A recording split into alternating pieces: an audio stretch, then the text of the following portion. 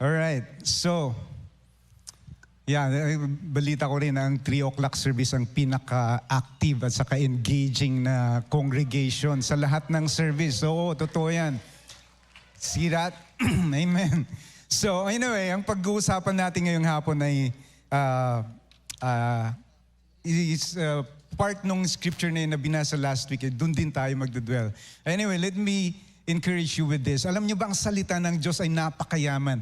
Galing ako sa isang lugar kung saan maraming mina ng gold, copper, all those things. So, sa Benguet. Nung unang panahon na nagpagmimina, ang gold ay nasa surface lang. Kumbaga, pagpunta nila, sa surface lang sila nagtitik-tik ng mga bato na may laman na gold, so pina-process yun. Eventually, sa dami ng nagmimina, nauubos na yung surface. Pero hindi ibig sabihin na ubos na yung gold. Ang mangyayari lang, huhukayin nila. They have to dig in deeper. Ganon din po ang salita ng Diyos. Hindi siya nauubusan ng kapangyarihan o hindi siya nauubusan ng revelation ng gold. Kailangan mo lang mag-dig in deeper to get some nuggets. And that's what happening right now. Mula nung unang panahon na nagmina sila hanggang ngayon, nagmimina pa rin. Kaya lang mas malalim. Ibig sabihin, yung salita ng Diyos, itrato natin na ganun. Na huwag natin naging so familiar na akala natin wala na. Wala na siyang laman. Hindi. You just have to dig in deeper. Kaya pag naririnig nyo ang salita ng Diyos na paulit-ulit, okay lang po yun. Alam nyo, nagkakaroon kayo ng mas malalim na pag-uunawa. At nakikita nyo yung ibang anggulo nung salita ng Diyos kung saan nagmi-minister sa ibang aspect ng buhay ninyo. Ganun po kalayaman ang salita ng Diyos. So, pinag-uusapan natin ang unshakable faith or hindi na Tagalog, di matinag na pananampalataya. So magdudwell po tayo doon. And like I've said, I'm gonna read the scripture na binasa ninyo last week, but we're gonna see some other aspect. Kumbaga magmimina tayo ng iba pang gold dun sa scripture na yan dahil ganun nga kayaman ang salita ng Diyos. Hebrews 11:1-2 sabi niya dito, basahin ko man sa English, now faith is the substance of things hoped for and the evidence of things not seen. We've heard it over and over, but it's really giving us more understanding. It reminds us of what faith is all about. And verse 2, for by it the elders obtain a good testimony. So we are all, kumbaga, entitled for a good testimony. Why? Naririnig natin yung salita ng Diyos. At sabi niya doon, sa pakikinig ng salita ng Diyos, tayo ay nagkakaroon ng pananampalataya. At sino man may pananampalataya ay nagkakaroon ng magandang testimony. So lahat tayo, we are entitled for a good testimony this year. Amen?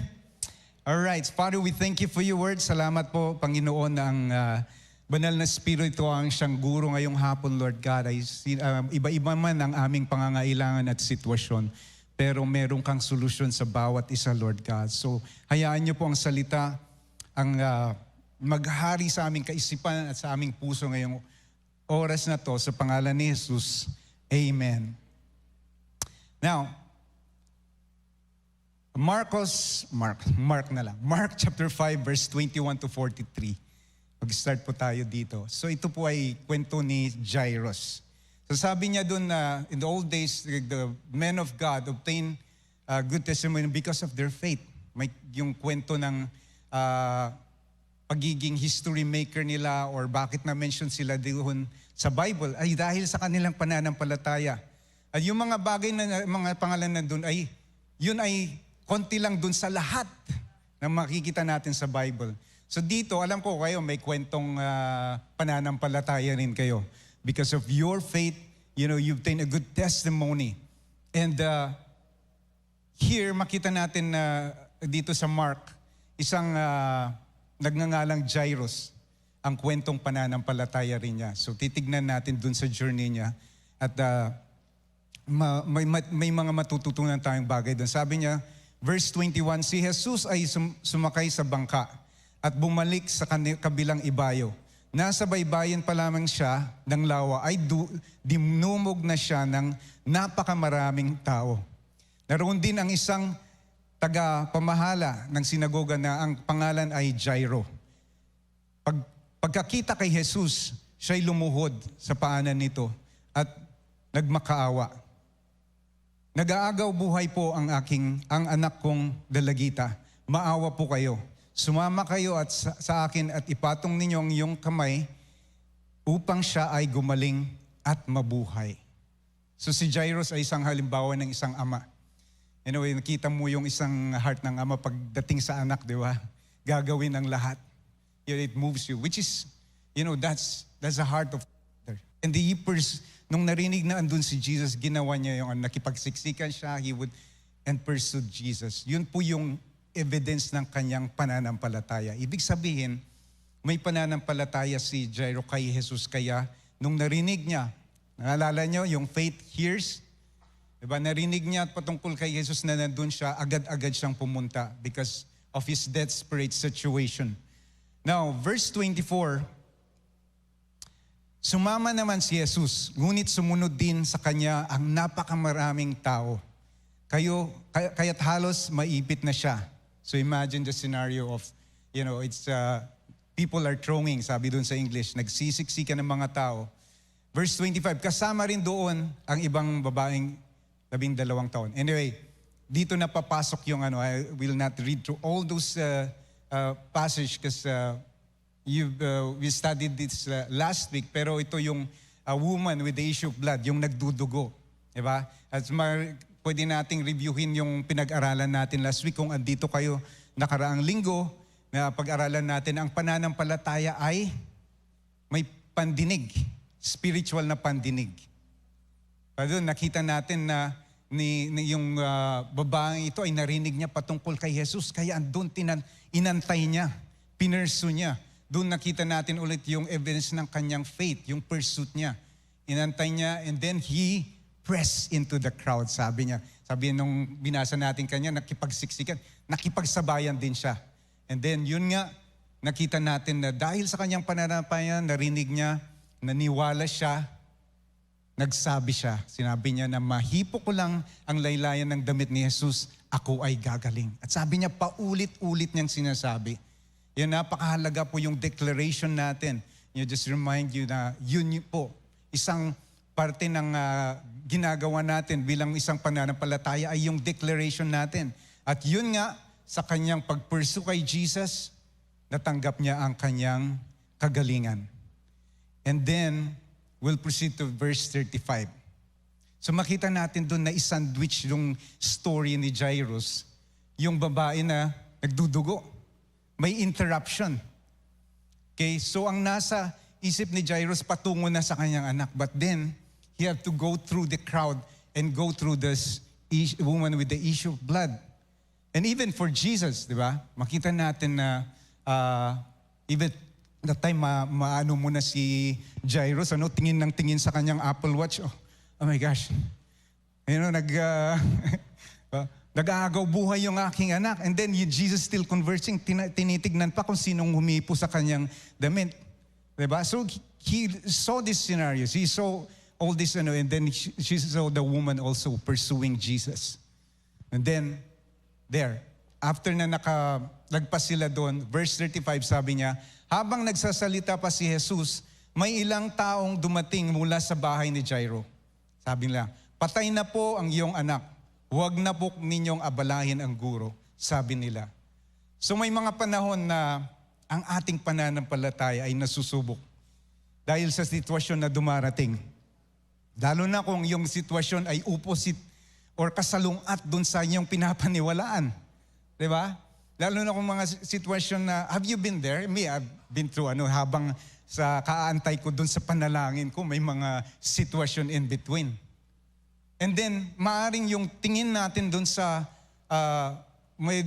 ang kadalasan minsan, maghanap tayo kung ano kayang nagawa ko or maghanap tayo ng blame. Right? It could be that Jairus is blaming yung nangyari dun sa miracle yan, pero sabi niya na, kung di lang sana yung babaeng yun, ngayon baka buhay pa yung aking anak. Dahil time lang yung essence nung time na yun, nag-aagaw buhay daw yung kanyang anak. Pwedeng ganon. But, alam nyo kay Jesus, walang aksidente. He will let you go through the process. And it will not always be easy. It will not always be easy, pero titingnan natin paano, paano ginaid ni Jesus si Jairo dito sa kanyang journey ng kanyang faith. So, dito pa natin makita na it could be also na yung nakita ni Jairus is naging encouragement sa kanya. Dahil na-witness niya yung miracle.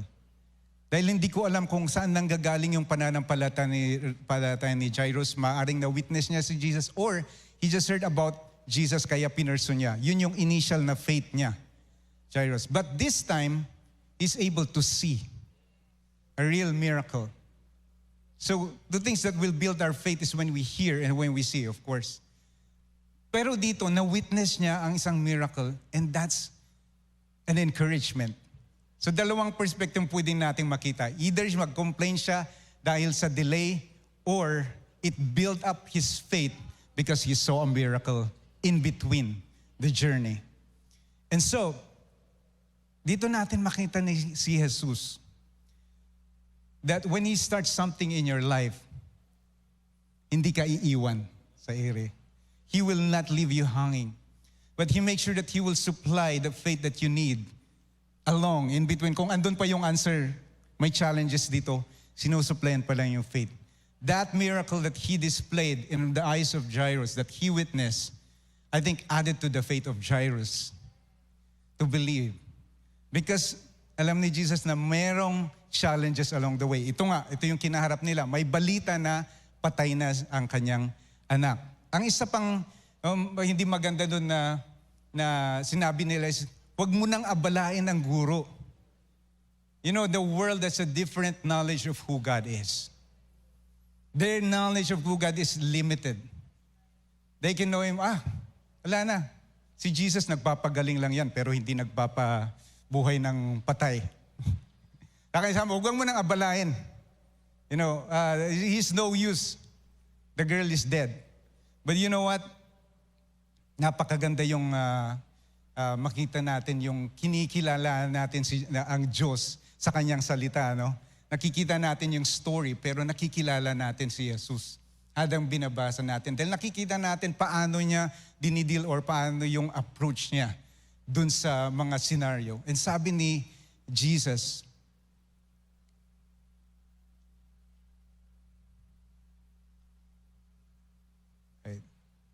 yan. So sabi ni Jesus sa kanya, sorry, medyo nag-a-adjust ako sa notes ko. Alright, so bago ko puntahan yung scripture, makita natin dito na ang Panginoon, sinasamahan tayo. Like in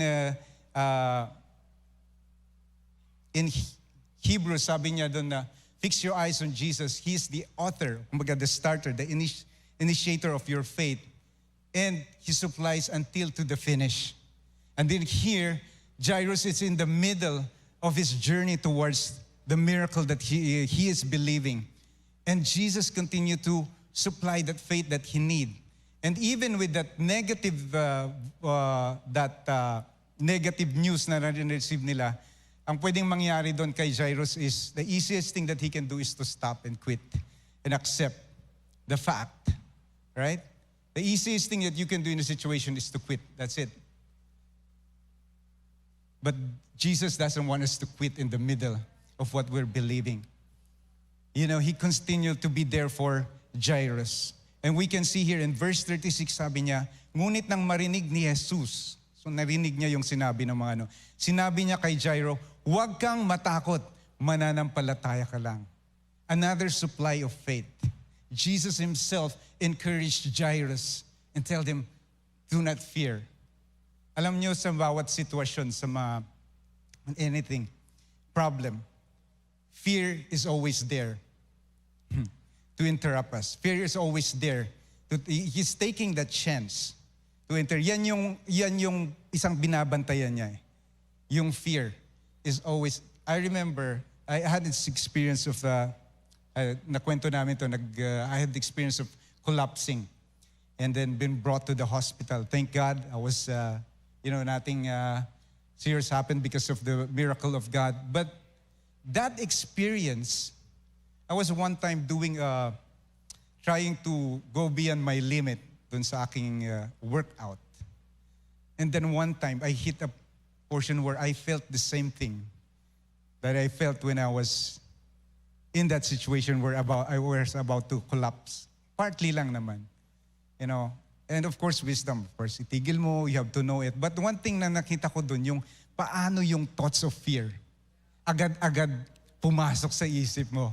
No matter how strong you are, no matter how, alam nyo, andyan yung fear. Makulit yan eh.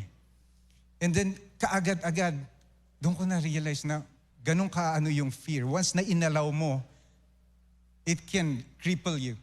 It can stop you. It can slow you down. If what the things that you're doing, of course, wisdom says, of course, I need to know what's happening, part of that. But how fear can easily get in there and creep in there. And napakaganda yung how Jesus responded here. Immediately, nung narinig niya, hindi niya binagyan ng gap nung dito matuturin tayo paano i-handle ang fear. Inarrest niya kaagad. Sabi niya, do not fear. So I can just imagine Jesus while hearing this, ang nasa isip na si Jairus kaagad. Hayaan mo muna yung nagsalita ng but he thought of Jairus. Because he started that faith in him, he'll make sure that gagabayan niya hanggang makita niya kung pinapaniwalaan niya. That's why he immediately arrests the fear. And here's the thing that we can learn from here. When fear, thoughts of fear or unbelief starts to creep into your mind, immediately arrest it. How do you do it? I remember Pastor Paul would always say that you cannot overcome a thought by another thought, but you can overcome it with words, declaration. So this is the time we can see Jesus talking to Jairus. And we can do it for ourselves. When we are experienced, kung mayroong na-experience na ganon, immediately declare mo yung word. Immediately mag-declare ka or i-cast out mo kung kailangan in Jesus' name. Right? So we can, doon napakaganda dito dahil I love it because it shows me that how faithful Jesus is to be with me in my journey of faith. Ang Panginoon hindi ka iiwan sa gitna. Hindi niya uumpisahan lang yan tapos iiwanan ka na pag may challenges. No, He was there. He was ready. So immediately, he immediately sabi niya kay Jairus, do not be fear, only believe. Kaya dito sa mga things na to, deep within that part where Jairus came to Jesus until the time of the woman with the issue of blood, until this time, makita natin how Jesus was with Jairus, supplying the faith that he need. That's why even the time na na-witness niya the woman with the issue of blood, that is this testimony. Like sa atin, how will that happen? If we hear testimony, it's glorifying God, yes, but also like Pastor Giselle will always say na when you declare your testimony, you are saying that God, do it again. Do it for me. You've done it before, you're gonna do it again. That's how powerful testimony is. That's why pag naririnig natin, kaya nga na-flash natin. Because that is a contributing factor sa ating pananampalataya. It will encourage us. And so we can see here that this will we move on in verse 37, it says here, at hindi pinayagan ni Jesus, ito pa yung isang scenario, at hindi pinayagan ni Jesus na sumama sa kanya ang mga tao maliban kina Pedro at ang magkapatid na Santiago at Juan, Peter, James, and John. Ay, napakaganda tong verse na ito. I was meditating this while I'm doing a project. Minsan kasi yung revelation, natatanggap ako pag naglalagari ako o pag nagdidrill. Anyway, but sometimes I meditate in the word and sometimes mapapahinto ako. And I would think of the word. There are times that if the word is about just the love of God, I can have tears just thinking about how good God is. But there are times also na pag may mga ganitong scenario, sabi ko nga na minsan ang salita ng Diyos ay parang mina lang yan eh. Na sa una nasa surface, but the rest is in the, na mag-dig in ka. And these are the time na tinitignan ko yung passage na to. Ba't kaya si Peter, James at John yung pinili niya. Pwede naman ng pagpasok nila, okay, 3, sunod sa akin. Di ba? Pero ang pinili niya, si Peter, James, and John. Now, tingnan natin yung tatlong ito. Dahil sa akin, sabi ko, merong significance ito. Hindi maaaring nandito lang. So, sa oras na yun, makita natin na pinili niya yung 3.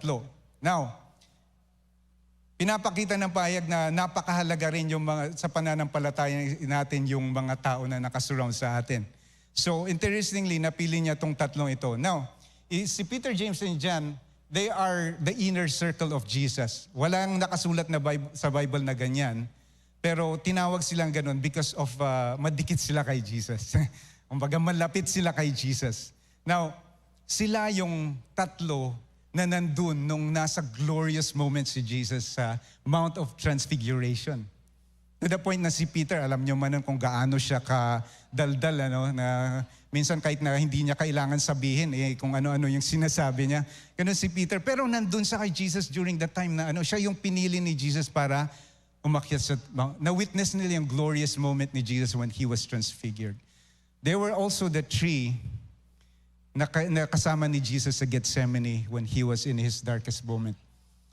Na umiyak si Jesus at nagkaroon ng pawis ng dugo because of that pressure that the Jesus handling. Sila rin yung 3 na nandun. So ganun sila kalapit kay Jesus. And we need this kind of people who will be with us celebrating the goodness of God, but also in our darkest moment, they will be there with us. And that's where I'm gonna title my message, Kapananampalataya. Pero sa English, hindi ko alam kung magkatunog yun Faith Circle. Alright. Call it Faith Circle.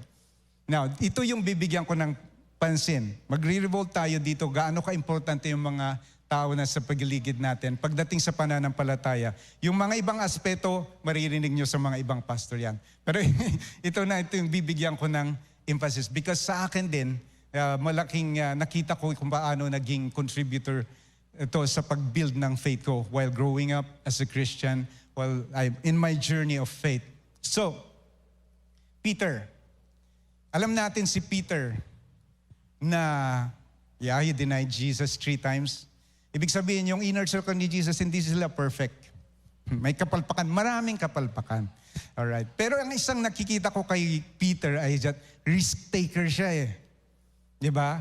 Siya yung nag-attempt na maglakad ng tubig. Nasa tubig. I mean, common sense says, tubig yan, maglalakad ka, lulubog ka talaga dyan. But he would want to try something that is impossible. You need those kind of faith. Na yung risk nila is nakabase sa faith, hindi sa pwedeng try lang. So talaga, nakita niya nga, na-witness niya si Jesus na lumakad, Lord, ako rin. Diba? So pinanggagalingan ng kanyang faith ay hindi yung just. Alright? Nakita niya si Jesus. You want to experience that miracle? And he did. Pumalpak siya, pero naglakad siya sa tubig. Yun ang punto dun. Huwag na natin bigyan ng pansin yung paglubog. Yung paglakad ang natin. Dahil yun ang imposible. Ang paglubog, natural lang yan. Di ba? So, but then, what can we see from here when it comes to our faith? Faith is risk. You have to see people that are really trying to take a step of faith kahit na alam nila na pero sinabi ni Lord, sige, gagawin ko. That's the kind of people that we want in our circle. Pangalawa, si James. I don't know much of James, pero gusto kong ibase kung paano niya sinulat yung kanyang aklat. Ang kanyang aklat, sinulat niya yan kung saan mature na siya, oo. Pero doon din makikita natin ang isang katangian ni James. Kapatid sila ni John, tinatawag silang Sons of Thunder. Ito yung mga time na andun yung mga mag-arrest kay Jesus or some death scenario, sabi nila, tawag na lang tayo ng mga anghel para ubusin lahat mga ito. Ganon si James. Kaya tinawag na Sons of Thunder. But there's one thing about James that I kinda see here is yung perspective niya. Yung perspective niya when it comes to problems. Sabi niya dun na, if you are experiencing trials of many kind, consider it joy. Consider it joy. Iba yung perspective niya. Tingin niya sa problema, parang, wow, sino bang nagre-rejoice kung may problema? Diba? It's opposite to the thinking. But may pinanggagalingan siya. May pinanggagalingan si James. Bakit ganon? Yung perspective niya is naaayon pa rin sa ng faith. He looked at the other side of what is present in front of him. He see victory when he saw, parang lion lang yan. Ang lion kasi, kaya tinawag na, anong tawag sa lion? The king of the jungle. Pero hindi naman siya yung pinakamalaki. Hindi naman siya yung pinakamalakas. Hindi siya yung pinakamatangkad. It's a perspective. When he sees a prey or a big item, yung iba tatakbo ka agad, kalaban. Ang lion, uy, may lunch na ako. Ganon yung tingin na iba yung perspective niya. And we as a people of faith, we have, because of the things that we believe and because we know who our God is, iba yung perspective natin pag mayroong mga challenges. Like Jesus exemplified, do not fear, only believe. Having the right people. And here comes John. Ito naman, very unique naman si John. John never mentioned himself in the Bible, in his book, yung name niya, but he wrote himself, entitled himself as the disciple whom Jesus loved. Kailangan mo ang mga tao that will assure you of the love of God, that will surround you. And yan si John. Baka kaya makita niyo siya yung merong story in the Bible where he covered the woman caught in adultery and the Samaritan woman, that exemplify how big the love and the mercy of God to people. And we need, alam niyo, ang isang root na dapat may natin is we are rooted in love. Because isa yan sa mga foundation natin pagdating sa ating faith or believe is to know that the one who promised to us is faithful and He loves us. Dahil kung love kasi yung basis ng kanyang promise, He is love Himself. And He can never deny Himself. And we need this kind of people that they know who they are in Christ, that they are loved, guys. This is just three that was mentioned there, but it's just so powerful. Now, I look at that part na bakit yung tatlong ito. Dahil napakahalaga yung mga tao that surround us. So imagine, pag yung mga tao na nag-surround sa kanila is different people with different, na walang faith. Or sabihin natin, iba yung personality. You know what? Jesus knows the environment that He needs to create for Jairus. That's why He brought the right people. And dito na papasok in this church. That's why we endeavor to promote life group. That's why we endeavor and promote that. It's so important for you to have people that surround you, men of faith, people of faith. We have Sincera. We have, yesterday, Pastor Giselle gathered from few men. We started with few men just to come and just pray. We gathered together. And nakakatuwa doon, pagkatapos doon, nandun pa kami nagkwekwentuhan. And we're not just talking about things. We were talking about life. And after that, we prayed for one another. That's powerful. That's something that you just don't see out there.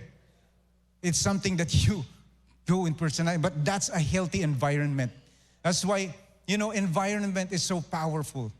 If you are in the wrong environment, very short example, if you take out the fish from the water and then alagaan mo siya sa isang dry place, well, it will not last. Even if there are certain species that lives in the cold and you put it in a hot environment, they are not designed to do there. They will not last. The same thing with us. God has designed an environment for us to grow and for us to flourish and for us to not to just survive but to thrive. And that you are in the right place because you are here. But there's more to just attending the church. Because most of you just come on Sunday. What about the rest of the week? There has to be a consistent place where you can belong to. So that, make yourself, find yourself a life group here in the church. If there are gatherings, special gatherings that cater to jubilant and youth and that's an environment that God has created for you. Dito, si Jesus ang nag-create ng environment para kay Jairus. And let's move along. So the question is, who are the people, close people? Who are your inner circle? That's one thing. You have to evaluate that. If none yet, you know what? Don't find somewhere else. Find it in the church, where there are people who believe on the Word of God, who stand on the Word of God. Now, verse 38, sabi niya dito, nang dumating sila sa bahay ni Jairo, nakita ni Jesus na nagkakagulo ang mga tao. May mga nag-iiyakan at nananaghoy. Pagpasok niya ay kanyang sinabi, bakit kayo nagkakagulo at nag-iiyakan? Hindi patay ang bata. Siya'y natutulog lamang. Dahil sa sinabi niya, pinagtawanan siya ng mga tao. Subalit pinalabas niya ang lahat maliban sa 3 alagad at sa magulang ng bata. At pumasok sila at kinaroroonan ng bata. Now, here's another scenario that Jesus created or kumbaga took a step. And pumasok na sila sa bahay. And then I was wailing, I was crying. And then when he said na, ba't kayo umiiyak? Natutulog lang yung bata. Alam mo, ang lengguwahe ng faith ay kaiba sa lengguwahe ng mundo. Kaya nga, ang respond ng mga tao umiiyak. Alam mo yung sobrang iyak na gan, biglang sinabi, biglang tumawa. Di ba? Anong tawag mo sa ganun? Don't have to say it. But the world is confused out there. You know, when there's circumstances, they do the best that they can. I'm not saying that they're not religious, but we move in a different environment and we speak different language. Be with people that speaks language of faith. And where can you find that? People who listens to the word, people of faith. You cannot find that in the world. That's why there are times that you really have to, even Jesus, kaya ang ginawa niya is, anong ginawa niya? Pinalabas niya. Okay, listen to this. There are people that you allow that surrounds you, be close to you, people of faith, people of love, people of takes risks according to the Word of God.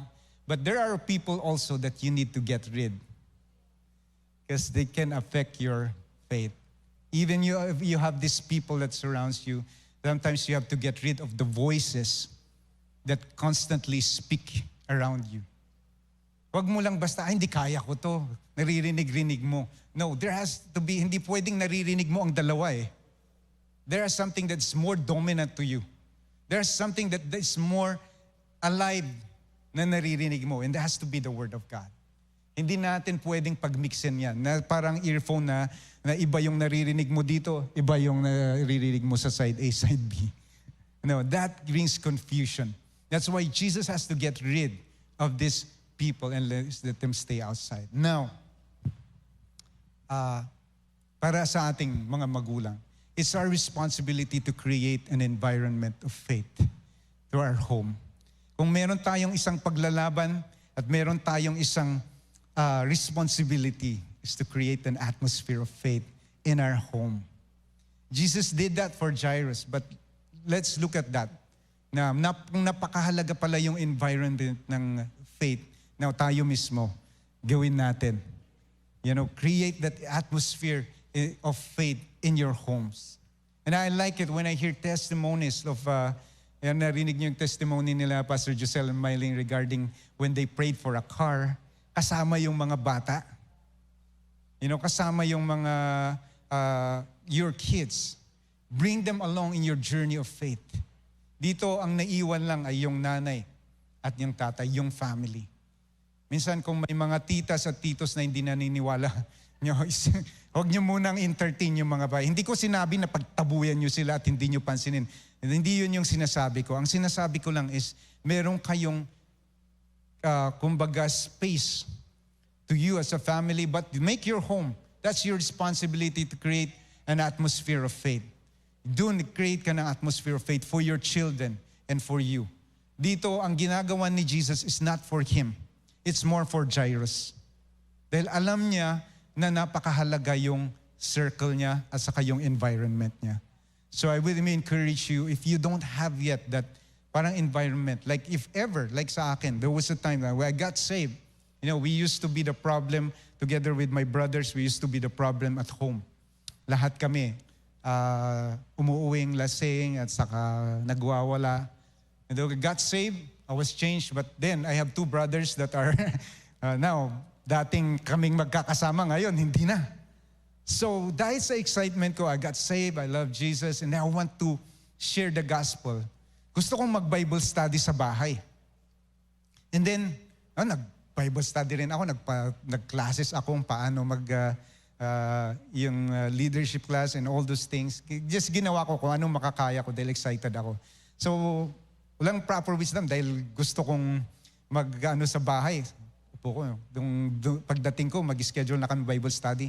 Andun yung kuya ko, nag-iinom naman sila. So, ang gagawin ko? Sasabay yata kami ng So ako naman, dahil excited ako masyado, hindi, kailangan. Umupo naman ako, hindi magba-Bible study kami. Kung gusto nyong umupo kayo. Kung ayaw nyo, siyempre, nagalit. So umupo sila. Nagtuturo ako, pinipiloso po yung sinasabi ko. So there are things that kumbaga, may wisdom. Dito, of course, the scenario. But, you know what?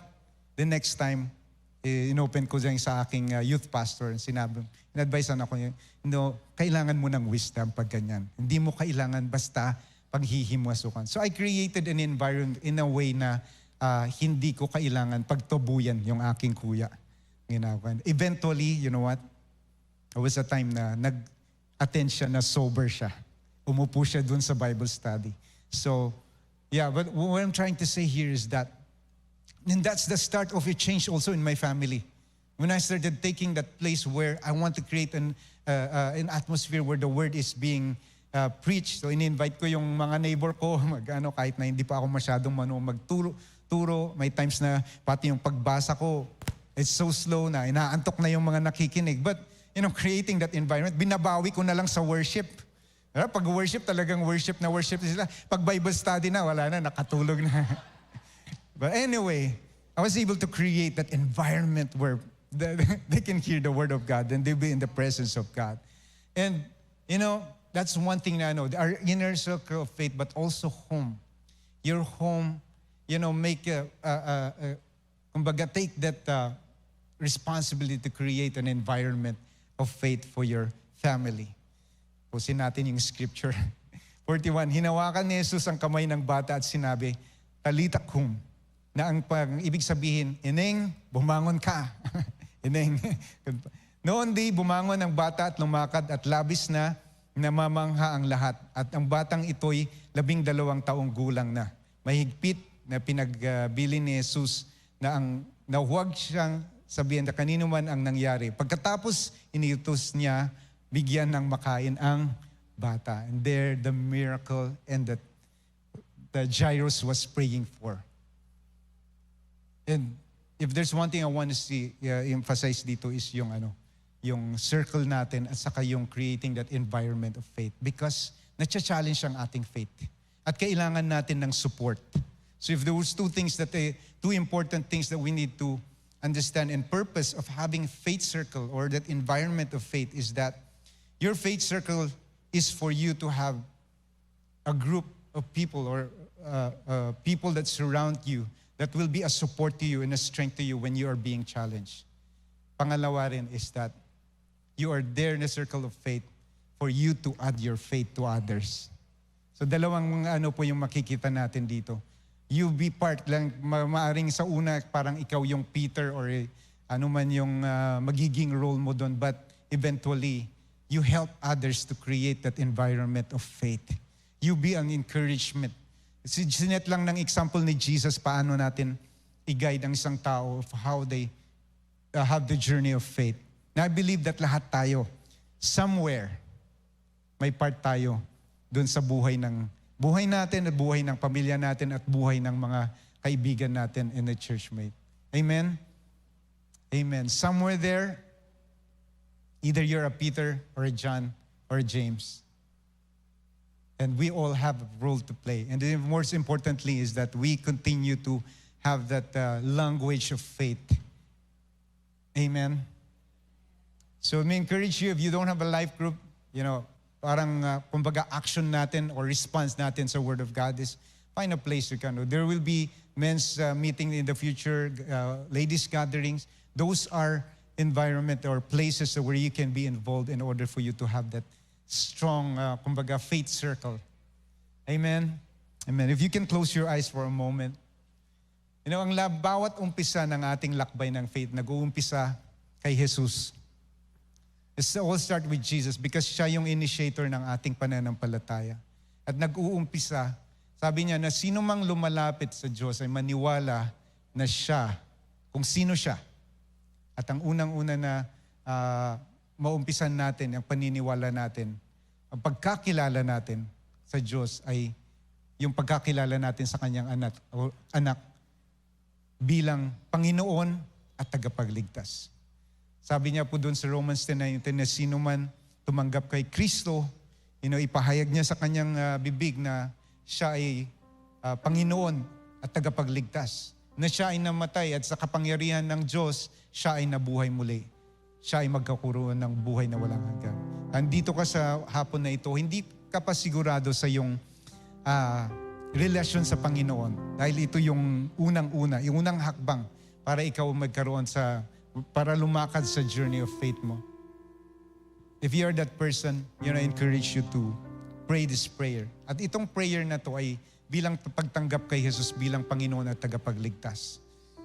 Kat ikaw man yun, sundin mo tong panalangin niya to, pray mo sa iyong puso, sabihin mo, Amang Diyos, salamat kay Jesus. Tinatanggap ko ang iyong regalo na si Jesus. Dahil sa iyong pag-ibig, siya ay namatay at nabuhay muli.